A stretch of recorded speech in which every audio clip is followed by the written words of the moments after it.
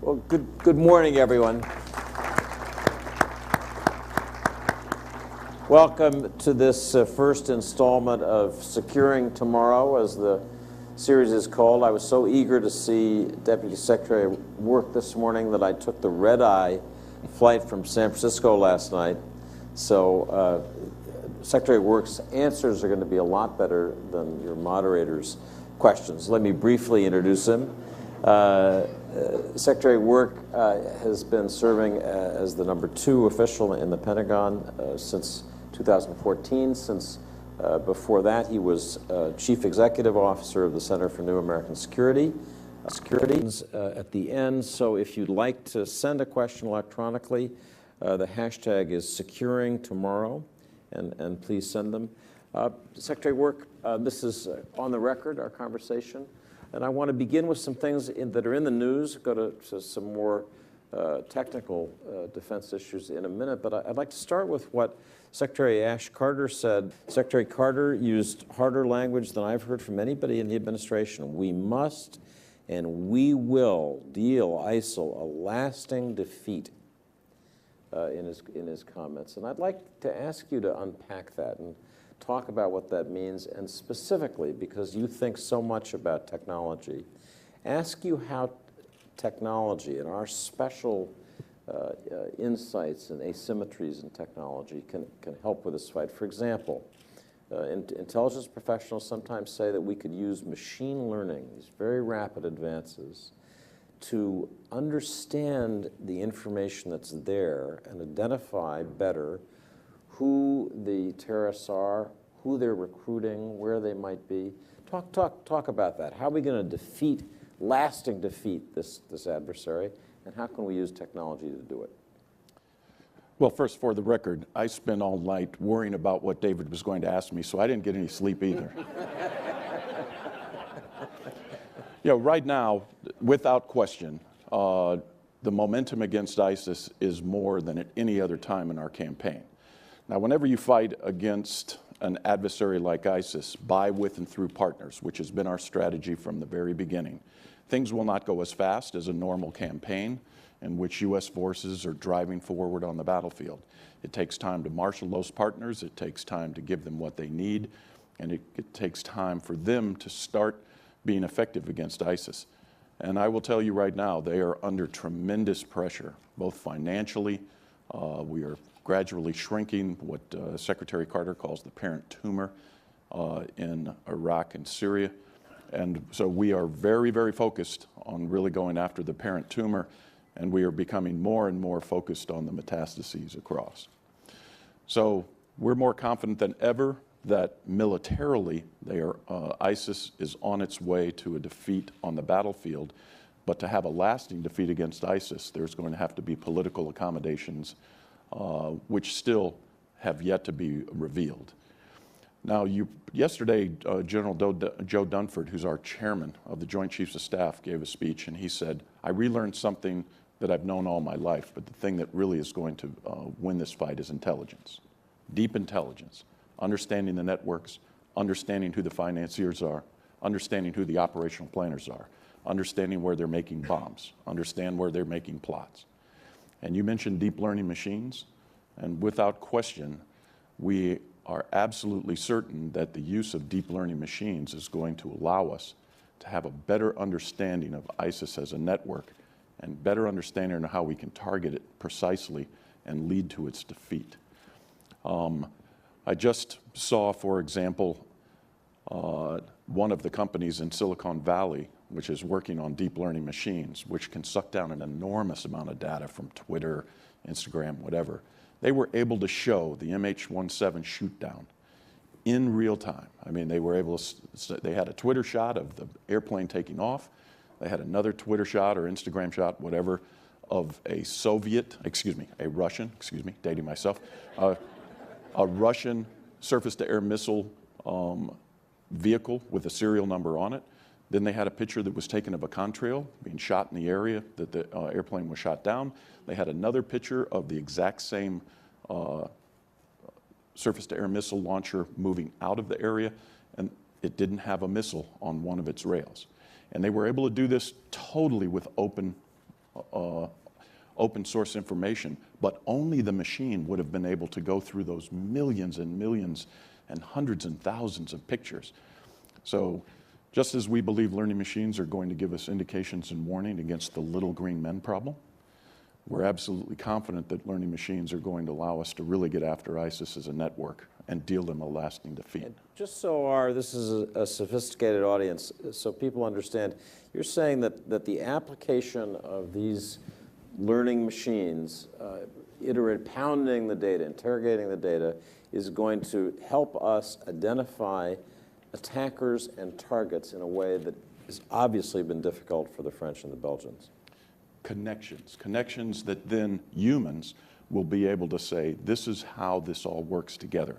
The important part of what we call the third offset is using deep learning machines and human-machine collaboration to help the human make decisions.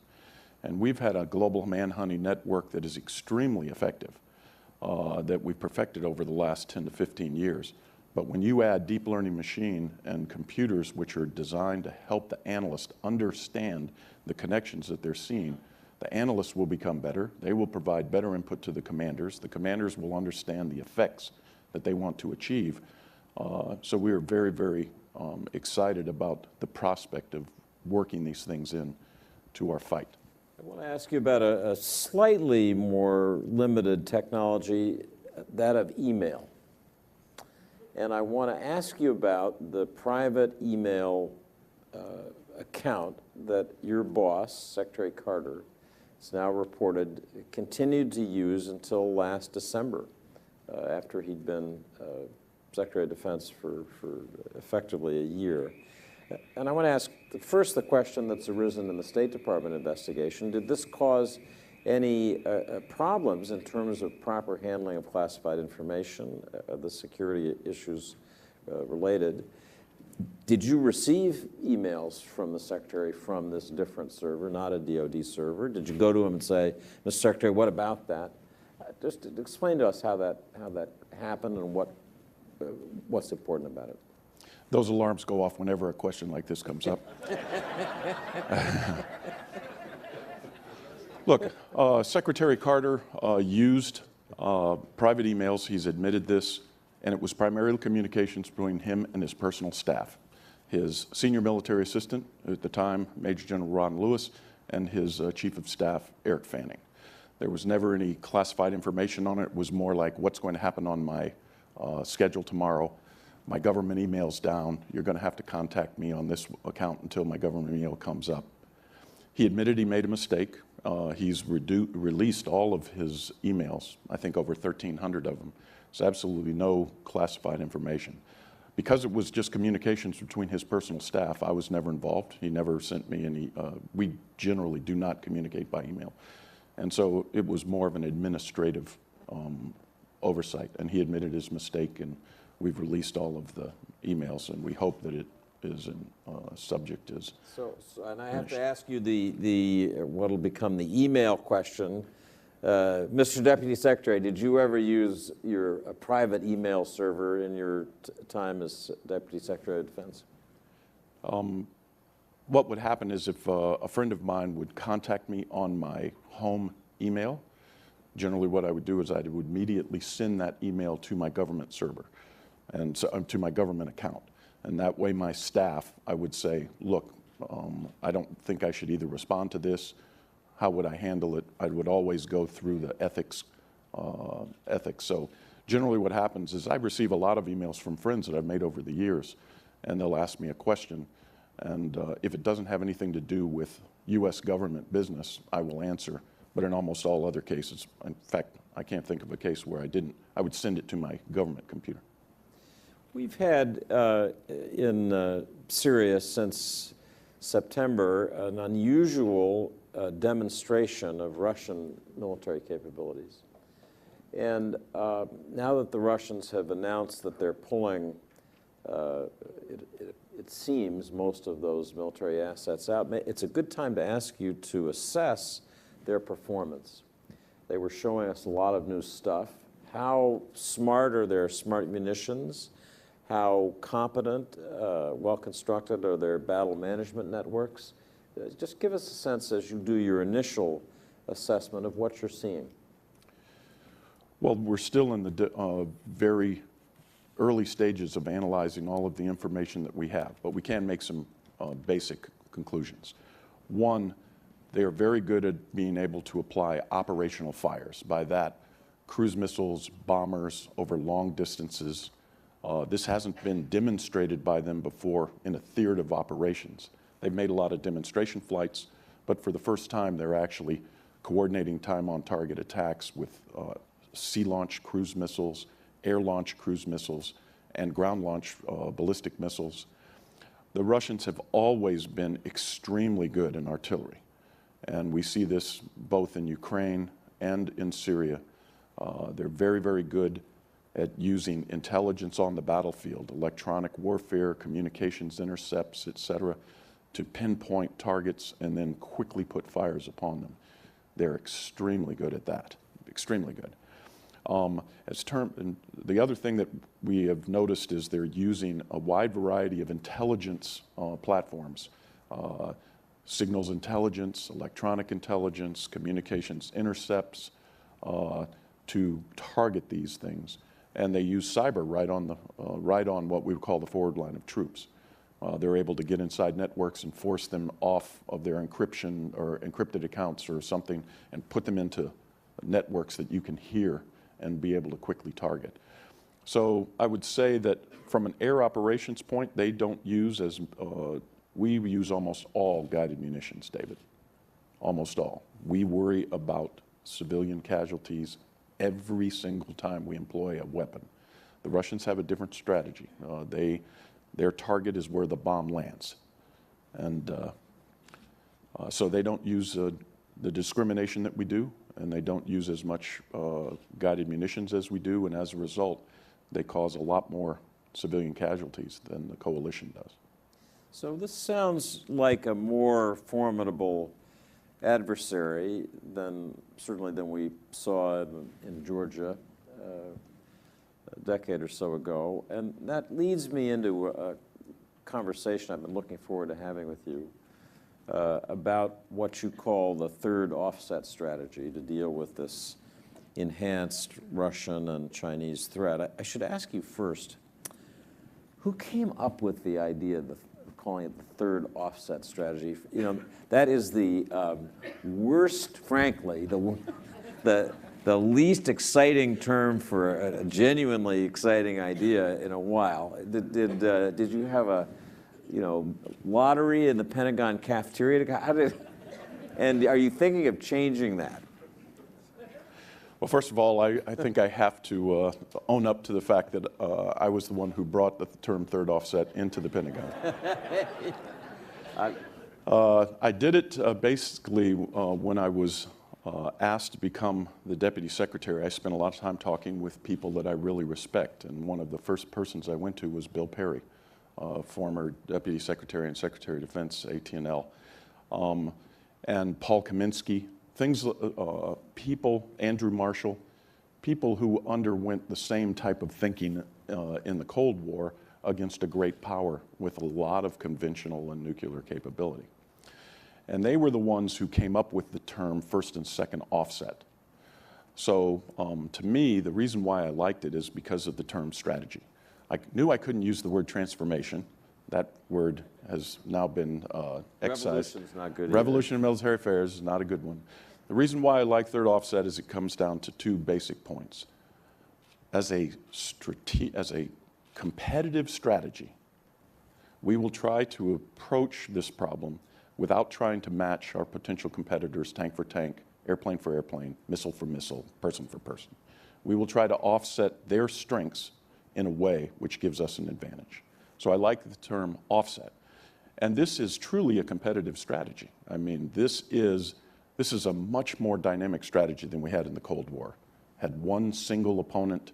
It was a very stable competition. We kind of understood the way they were going. We knew the areas where we could pick that we would dominate the competition, like in information technologies and precision-guided munitions. This is a much more dynamic environment in which a lot of military relevant technologies are coming through the commercial sector. Artificial intelligence, autonomy, robotics, biotechnology, all of these things, which, as I said in the clip before, this is much more like the interwar period where any competitor can take these things and make them in a way that could really cause us problem on the battlefield. So this is a strategy. The strategy part is it has to be temporal. We can't expect to have a 40-year advantage. There's going to be a lot of fast followers. There's going to be a lot of copiers. There's going to be people who steal our IP. There's going to be people who steal our ideas. So we constantly have to be focused on how we win this competitive environment. So I like the term offset. I like the term strategy. But I concede that I don't think anybody else likes the term. So maybe we will have a contest. We'll let you apply machine learning to iterate a new version of it, maybe. The idea is a powerful one, that we're going to introduce uncertainties in the minds of potential adversaries that make it harder for them to contemplate the kinds of attacks, area denial attacks that we see them now capable of. And that raises for me a question, which is how you think they'll respond. You're showing a lot of cards. You and Secretary Carter have been talking about one of the most secret parts of the Pentagon, the Strategic Capabilities Office, and what it's coming up with.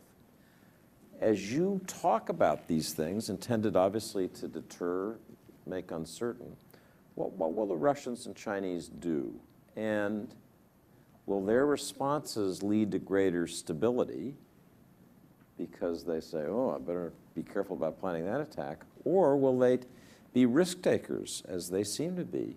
And will they do things that actually introduce not greater stability, but greater uncertainty and instability?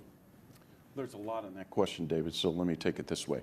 When Secretary Carter came in, he said, look, I think this is a very important time. What I want to know, how do we think the next 25 years is going to be different from the last 25 years in terms of defense planning? The first thing that stood out to us is great power competition is coming back. We used John Mearsheimer's definition of great power, which is simply a country that has the capability to take on the dominant power, the United States, in a conventional fight and really cause problems, and has a survivable nuclear deterrent. Now, from the Department of Defense standpoint, that's an ideal definition because it focuses on capabilities that we have to be able to contend with. It leaves out whether they're an economic peer or if they have soft power in relation to us. From the Department of Defense side, these are the two things that worry us. They can take us on conventionally, and they have a survivable nuclear deterrent. Then we have a North Korea, which we've always faced, but now we have a very erratic and unpredictable leader who is trying to develop the means to deliver nuclear weapons against the continental United States. That's not a problem we've had to face in the last 25 years. The Iranian threat network, the Iranians tend to work below the level of direct military competition and do a lot of activities in the region that destabilize the region. So going after the Iranian threat network is a big problem. And then this long-term fight against ISIS and violent extremists. So he said, okay, here are these 5 things.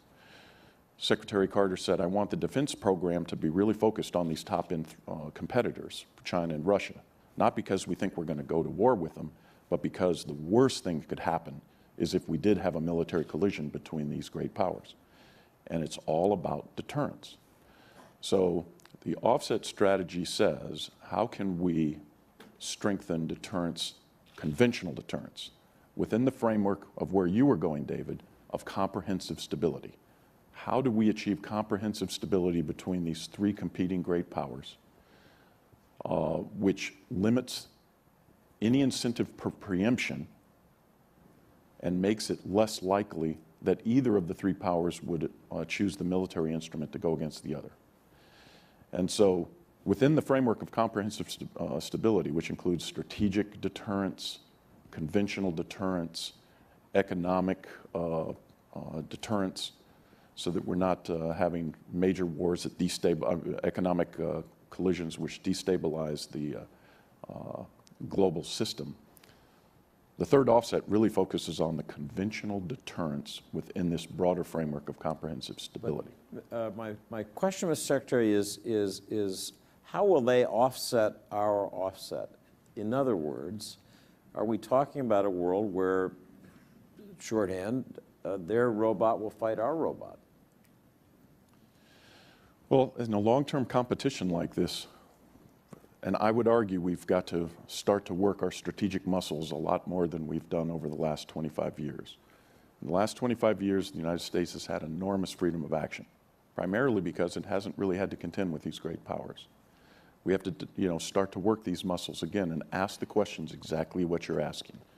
And that's why whenever we reveal something, this is the way we say in this competition, we will reveal for deterrence and we will conceal for warfighting advantage.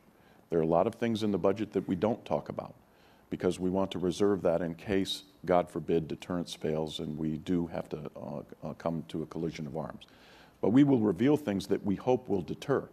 Then we will check the system. We will listen and say, how are they reacting? They're reacting in a way that we did not expect. I'll give you a perfect example. The term prompt global conventional strike. That was a program that we thought about being able to strike any target in the world within an hour. We thought that that would provide deterrence. But the Russians believe that we could decapitate them. And that was an unexpected outcome of that capability. So this is one of those things, David, where in a long-term competition where you're revealing things hopefully to strengthen deterrence, and you might say, hey, they didn't react the way we thought, and we'd have to try something else. But the goal is to achieve comprehensive stability, reduce any incentive for preemption, and if we do come to blows, end it quickly before we trip over a nuclear threshold. In the particular case that you cited, when we realized that was the Russian reaction, this is a decapitation strategy, did we alter either our messaging or our procurement plans? Whenever we worked with military to military, it's the same thing with the missile defense systems in Europe. The Russians are convinced that those missile defense systems are aimed at them. And we have shown them that, we have said, no, this is really designed to meet the Iranian threat when they were developing ballistic missiles. And this has no impact on strategic stability. So one of the things that I would hope over time is that military to military conversations come back and that we were able to compare, what are the issues that you believe are destabilizing? These are the issues we believe are destabilizing. So we have gone to the Russians, for example, and said, we think you're in violation of the INF, and we believe this is very destabilizing. And so we've had those conversations with the Russians. And those type of conversations, I would argue, are quite helpful. So let me pose a question that I think is going to be of interest to many people in this Washington defense-focused audience. Secretary Carter and you have both talked directly to Silicon Valley from time to time over the last few months as you're thinking about these new strategic ideas and wanting to get new ideas into the pipeline. And basically you've said, we want to deal directly with you. You're developing technologies for commercial purposes that we think may be highly relevant for us. And I'd like to ask about the motivation for that, but even more about the reaction from some of our traditional legacy defense contractors here in Washington who have reacted by saying, one person was quoted as saying, that's a slap in the face for us. We've been doing things the traditional way as we thought we were supposed to. And now you're turning to our smaller commercial competitors and saying they're more agile and nimble. And so I think it'd be useful for all of us to have some straight talk about this, about what you want and don't want in terms of procurement, and what in the traditional way of procuring things, the traditional pace, you want to change. Well, the first thing is I would argue that we have the most innovative armed force on the planet. Without question, period, stop. There is no other organization that can get bottom-up ideas through the system as fast as we can and see operational and organizational constructs that really have really have an impact. We also have one of the most innovative, if not the most innovative, defense industrial base in the world. Our big primes, they are constantly coming to us and saying, we can use weapons in this way. This is a different way for us. Here's a new idea. They are very, very innovative. What the Secretary has said is, just as I said, this is more like the interwar period, where everyone knew there was radio, everyone knew there was mechanization, and everyone knew that there was aviation. And a lot of those advances were occurring in the private sector. And it was only certain competitors, like Germany, who said, well, if I put them together in this way, I'll have a big advantage. The Secretary wants to tap into the commercial things that are military relevant, like artificial intelligence, autonomy, etc. And he just wants to make sure that we connect operational problems that we have in the Pentagon with the commercial sector, where if they have ideas, we'll be able to have that free flow of ideas. The Secretary calls this permeability. He's constantly saying, how do we get different ideas in, and how do we make people outside the department understand our problems? I think it was reported in the press today that he just met with all of the CEOs of many of the defense industrial base, and the message that he and Frank Kendall said is, look, we value your innovation too, but this is an awful big stage. There's an awful lot going on. There's enough innovation to go around for everyone. Let's make sure that we can tap into every single aspect of it. How long before we have the driverless truck for military conflict zones, or the driverless Humvee? I'm just thinking about the way in which the IED, this primitive weapon, changed the battlefields in Iraq and Afghanistan, because there were humans who were driving stuff around. Where to in the future, let Uber's driverless Humvee do it. How far off is that? In the commercial space, it's roaring at us. It's going to be here before we know it. How about the Pentagon? Well, in the commercial space, they generally are going after cars that will go operate primarily on paved roads. Paved 100 roads times. And routes that have been traveled 1,000 times. Whereas in the military, we have to, well, not only will we stay on roads, but when the roads become more dangerous, we'll go off-road. And that type of navigation is extremely difficult. I would expect us to see unmanned wingmen in the air before we would see unmanned convoys on the ground. In fact, the Air Force has a concept called the loyal wingman, where you take an F-16, make it totally unmanned. F-16 is a fourth generation fighter, and pair it with an F-35, a fifth generation, what I would call battle network node, and those two operating together. So I would expect to see unmanned wingmen in the air first. I would expect to see unmanned systems under sea all over the place. I'd expect to see unmanned systems on the surface of the sea.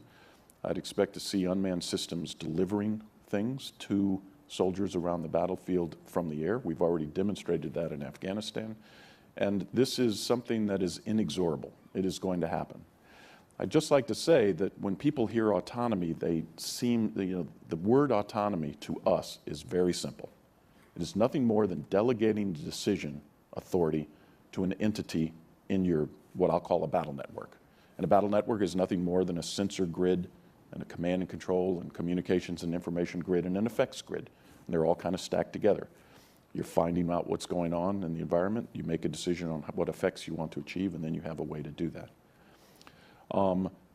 Autonomy is nothing more than saying we're going to delegate authority to an unmanned system in this case, but it will generally be in a very narrow sense. And so that's why most of the things you'll see, David, over the next 5 to 10 years, I would guess, would be more narrow AI. Things like pushing the button and doing a parallel park with your car. You push the I believe button, and you believe the car is going to autonomously do that for you. We will have certain things like that in our battle network, but none of them will have lethal, we will not delegate lethal authority for a machine to make a decision. The only time we'll do something like give a machine delegate authority is in things that go faster than human reaction time, like cyber or electronic warfare. Won't that be in the nature of warfare itself, that decisions will move not simply in the cyber side, but in warfare broadly defined, so quickly that unless you have expert systems that are making those choices, you just will be behind the action curve of your adversary? It's a question that we deal with every day, and that ethicists and political scientists and legal scholars deal with all the time. How far down will this go? Now, in this competition, I would argue that one of the best advantages we have is we have young men and women who've grown up in what I'll call the I world in a democracy. We value the innovative spirit. We value initiative. We are totally okay with irreverence, where they kind of mock authority, say, God, that's dumb, let's do it this way. We totally like that because we think that will make our network more vibrant and dynamic. But we're up against competitors who their men and women have grown up in an authoritarian regime. And in that case, sometimes the authoritarian regime would like to take out that creative spirit and just make sure that everyone follows the orders of the person on top. So we might be going up against a competitor that is more willing to delegate authority to machines than we are. And as that competition unfolds, we'll have to make decisions on how we can best compete. It's not something that we've fully figured out, but we spend a lot of time thinking about it, David. A great power competition issue that is just over the horizon, seems to me, is the South China Sea. As I'm sure many in the audience know, there is an international arbitration panel in The Hague that is supposed to rule in late April, May on the Philippines' claim that China's attempts to declare maritime sovereignty in the South China Sea are illegal, violate the law of the Sea Treaty. And there's been a lot of speculation about the Chinese reacting to that negative decision by declaring an air defense information zone, an ADIZ, in this disputed area. And I want to ask you directly whether the Pentagon has the forces, maritime and air, and the resolve to challenge any assertion that China might make of such a new ADIZ in the South China Sea if they were to do so? Short answer is yes. We will not recognize an ADIZ in the South China Sea, just as we do not recognize the ADIZ that was established in the East China Sea. We don't believe they have a basis in international law, and we have said over and over we will fly, sail, and go wherever international law allows. So we have spoken quite plainly to our Chinese counterparts and said that we think an ADIZ would be destabilizing. We would prefer that all of the claims in the South China Sea be handled through mediation and not force or coercion. But we would not recognize an ADIZ. And we've told them that Oh, we yes, will not. I mean, If we were to challenge that, if they went ahead and declared it anyway, there's a speculation that we might be wise to make that challenge with regional partners.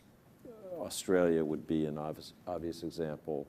There are many partners as far away as Europe. What about that? Have there been discussions about that contingency and how to get a broader group that asserts these rights of international passage?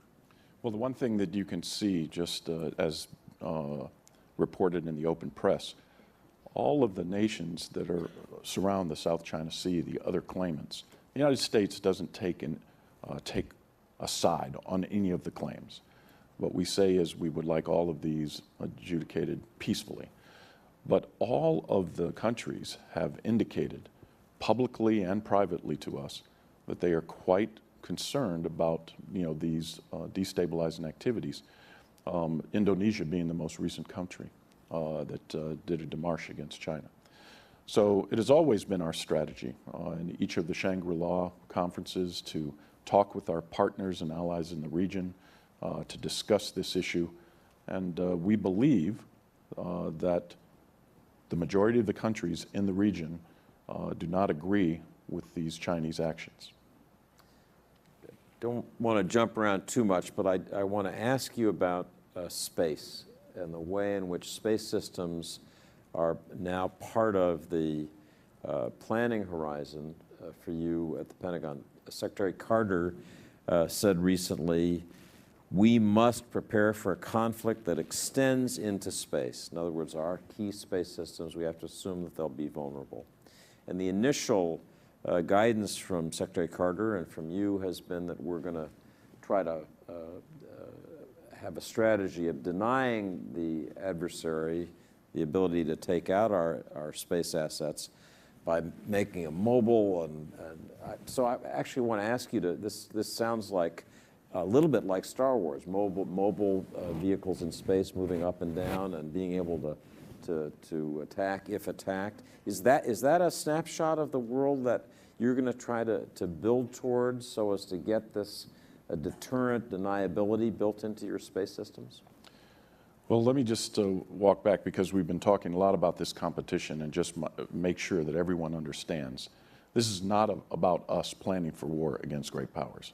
This is about us planning for deterrence and to seek comprehensive stability, to make sure that there are no incentives for preemption, and if there is a clash, we end it quickly before it escalates. So within this, we know that our potential competitors have looked at the space capabilities that we've assembled and have said, wow, if we ever did cross swords with the United States, this would be an advantage that we would not like them to have. So they have been planning to attack our constellations. So we have considered space a sanctuary for quite some time, and therefore a lot of our systems are big, expensive, enormously capable, but enormously vulnerable. So what you will see over the course of the next decade or so is that we will be taking the capabilities in these exquisite systems and distributing them among smaller systems that have fuel that allow them to maneuver away from anti-satellite capabilities. We'll have better space situational awareness, so we'll know exactly what we're doing. In fact, I would say that the first operational and organizational construct of the third offset strategy is something that Secretary Carter initiated called the JICSPOC, the Joint Interagency and Combined Space Operations Center. And it is designed to look up and say, what are the threats that are doing, and how would we move our assets to make sure that we would retain the capabilities. The other thing we're going to do is we're going to tap into the enormously innovative commercial stuff that is happening in space. I visited a company called Planet Labs. They're going to have 150 satellites. They're about this big. They have a 15-inch Cassegrain telescope, and they have a camera on it. And they're going to be a single orbit, a sun-synchronous orbit, with 150 of what they call these doves. And the flock will just take pictures straight down to a second, day in, day out, in daylight. It will be a line scanner of the entire Earth, because in a sun-synchronous orbit, every single portion of the Earth will rotate under this orbit. They're going to be bringing down 10 terabytes of data a day. And we will use deep learning machines to say what is happening on the globe. So using that privately generated data set. Sure. We'll be able to access it just like any other. And so what you'll see is, how could an adversary, I'm going to go after 150 of these little things this big. You know, it's very expensive to fire an ASAT.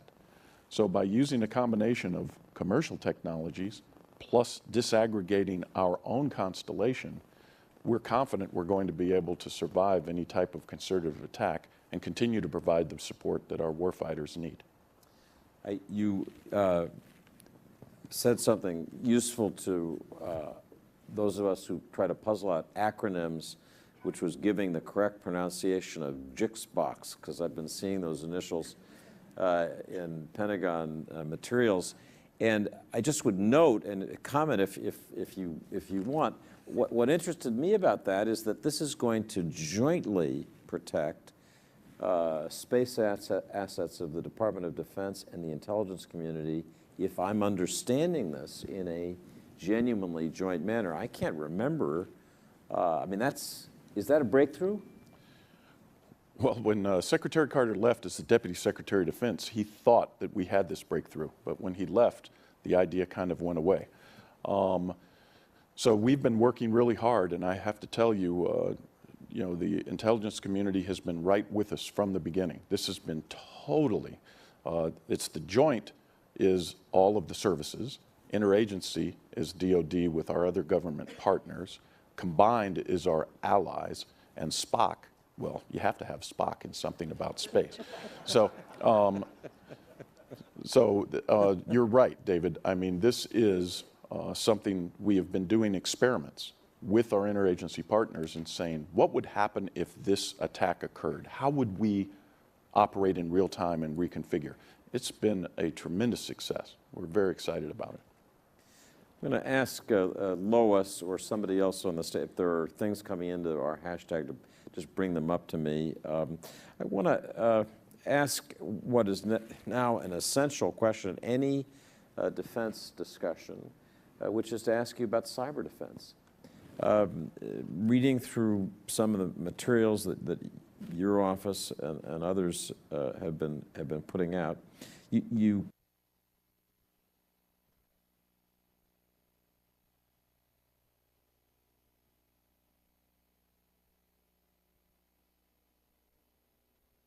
of deterrence that has this triad, as I look at it: resiliency, denial, and then response, presumably attack. And I wanted to ask you, because each of these is really important and not well understood by the public, to unpack that. Okay. Just unpack that cyber triad and tell us, what are the pieces, what are you doing to make each of those meaningful? All right. I think you heard Secretary Carter in the little clip before. Job number one is to protect our own networks. And we do that in two different ways.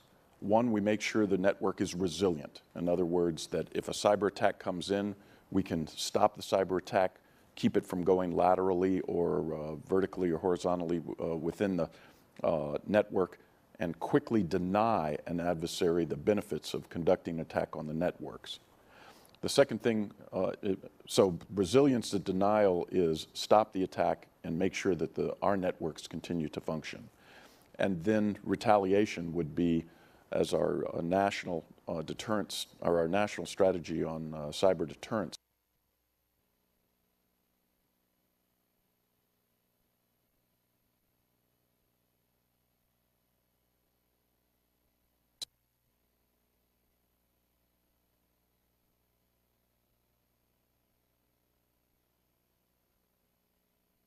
Talks, or we might respond in proportional ways.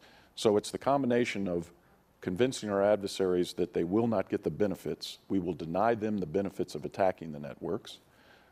Even if they do succeed in attacking it, our networks will be resilient enough to continue to function. And we threaten a proportional response to try to keep them from doing this. So our first job is our networks. Our second job is critical national infrastructure. We define that are things that would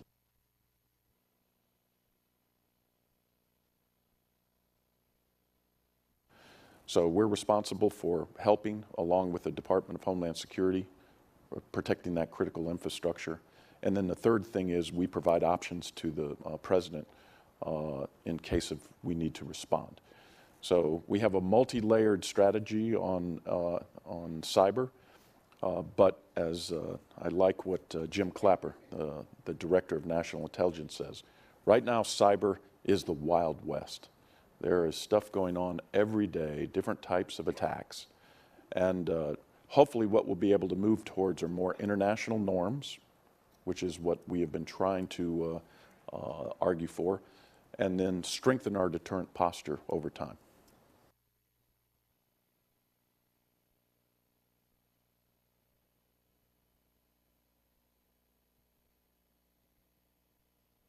want to take a little time remaining to turn to the audience and just ask you, I'm not aware of any, well, here they are. These are tweeted questions. Let me just look and see which of these would be. Oh, that's interesting. Can't ask that. No, these. Here's an interesting, different question than you get asked, the typical defense conversation. In January, you signed a climate directive. Asked this questioner, how often do foreign counterparts discuss climate and energy with you? You mean my direct counterparts? Yes. Well, your or other defense agencies.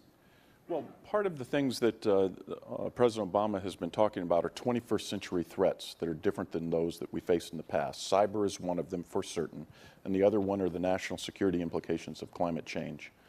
And so at my level, I generally, I describe my job description as the Deputy Secretary of Defense is the tethered goat at Jurassic Park. So I stay in the Pentagon. I try to, I make the trains run on time, and I really focus on developing defense capabilities and what those capabilities would be useful for, the defense portfolio. And generally, my counterparts do the exact same thing in their countries. So generally, we restrict our conversations to how can we use capabilities that you might have, how can you exploit capabilities we have, how can we jointly approach problems. So I very seldom talk myself on climate change issues directly, but it is a very, very important part of discussions at the Department of State with our partners, and the President is very passionate about this. And so as a national security problem, it is discussed, but primarily not at my level, and not a lot at the Secretary of Defense level. Here's a question that goes right at the futuristic aspect of war as we've been discussing it. How will we combat enemies that have no qualms about giving their machines the decision to kill? Well, there's two things that really keep me up at night about this competition. The first is adversaries who will give machines lethal authority, and how will we respond to that? The second thing is we talk in terms of assisted human operations, which means wearable electronics. There's a thing called Batman. Our pararescue guys can jump in and say there are 5 wounded U.S. servicemen. He can put a little tag on each one of the 5. They immediately give them all of their vitals. He can completely triage. He can start working on helping one serviceman. Another one starts to get an extremis. He'll move. It's all right on his body. It is unbelievable. So we think in terms of assisted human operations, heads-up displays for our soldiers, et cetera. Enhanced human operations is where you use biology to make David Ignatius 50 times stronger than the old David Ignatius, or you allow you to work at high altitudes. Genetic changes. That really is troubling. And right now, we think in terms of assisted human operations, and just like you said, some of our adversaries might not be too deterred from saying, let's give a machine lethal authority. Some of our adversaries might say, let's make our soldiers stronger, better, faster, etc. So this is one of the reasons why I love science fiction so much, is because really smart people kind of project these things in the future, and they say, wow, in different directions, this is where it might go, and it really makes you think. You were quoted at a session similar to this when you were speaking about this enhanced human operations phenomenon that our adversaries seem to be working on, and you were quoted as saying, it scares the crap out of us, really. And so I want to ask, as a closing question, Mr. Secretary, what else scares the crap out of you? You see the whole spectrum of threats. What really troubles you in that array? Well, I think, first of all, I was counseled that I should not use those type of terminology, and so I did a better job today. But now you bring me back. You bring me back, David. There's so many different issues right now facing us in the national defense realm, and they're all interconnected. They're all trans-regional. They're all what we call multi-domain: air, sea, land, cyberspace, space, and they're all multifunctional. Intelligence, fires, maneuver. These are just really, really pressing problems. So at one level, I want to make sure that we dust off the strategic muscles that we have allowed to atrophy because we've had so much enormous strength, and really start thinking about these problems in a coherent way across the government. And can we do that? Can we get above the hyperpartisanship and work together across parties between the administration and Congress to really tackle these issues, which are really tough? The capabilities, we are in a competition. Can we put ourselves in a competitive place where we're ahead? We're not a fast follower. And four things really give me great comfort that we have advantages. The first are our people.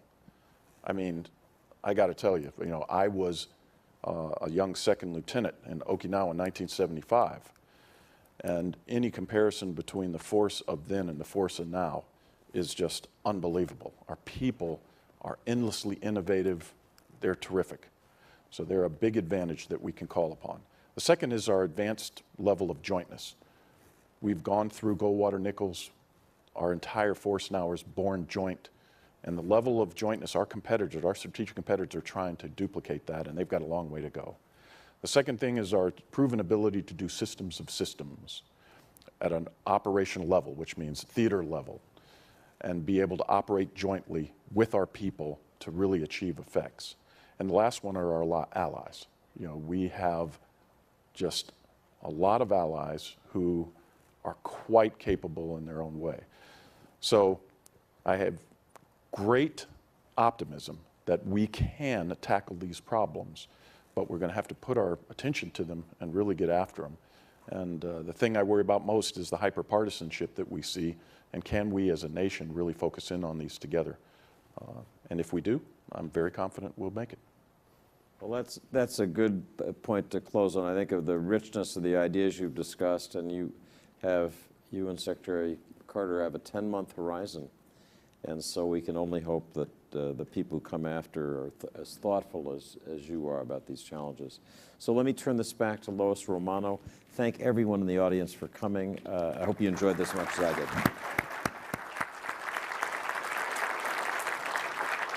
Thank you, Mr. Secretary. Thank you, David. And thank you all for being here. This is the first of a four-part series, so please, we'll invite you again. Watch our website, and you are free to go.